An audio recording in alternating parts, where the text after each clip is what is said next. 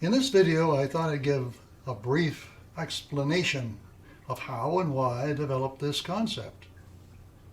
When I was 16, I thought it would be interesting to create a cartoon character whose body parts weren't connected.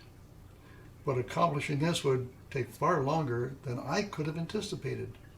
I gave into absolute frustration trying to get it onto paper. But let's face it, what did you know when you were 16?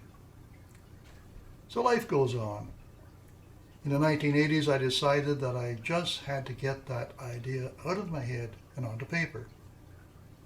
With time and patience, in 2015, I published my gag cartoon book entitled The World of Gorps on Amazon. Of course, this video is blatant self-promotion for the benefit of yours truly. And that being said, my name is Doug, and this video will address what works for me and hopefully for any budding talent. The following clip will illustrate step by step how I developed this cartoon concept. To me, the earlier ones are kind of scary looking, but you have to start somewhere. After all, Rome wasn't built in a day. This layout represents the progression of my early attempts. Let me tell you that it wasn't that easy. This took me about 3 years to finalize the character design. It was mind-bending to create a character that defies gravity, and it took a lot of out-of-the-box thinking. Just how do we create a cartoon character? Or should I say, how do I create a cartoon character? Some may have a different approach. Hopefully this video has been helpful in pointing you in the right direction. Notice that the Gorp on the left has shorter legs. At that point, I thought my characters were pretty well finalized. But then one day someone bumped my arm when I was drawing a leg. And that turned out to be a Bob Ross moment. It was a happy accident.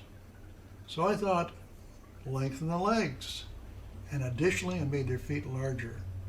And that looked pretty good to me. Now, many people think that because I'm 6'3", that's why my characters are so tall.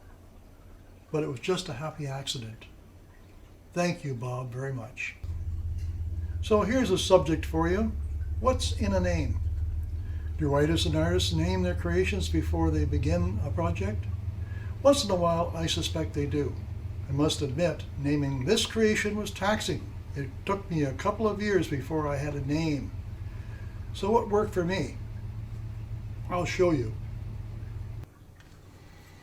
I pictured being in a country scene. I see a weird spaceship landing in my mind. A door crashes open. Out they come and they walk about. Well, try thinking like your character.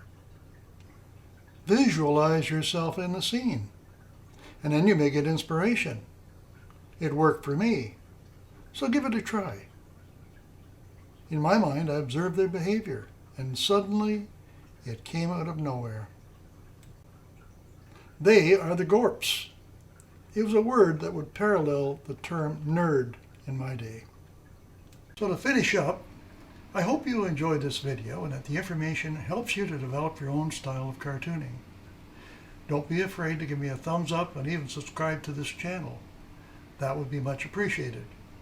And I have a new website where you can view much more of my World of Gorp cartoons and my newest style entitled Out of the Box.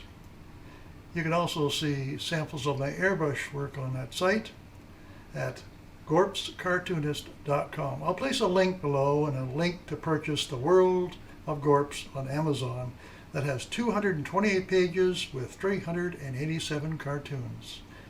So long for now.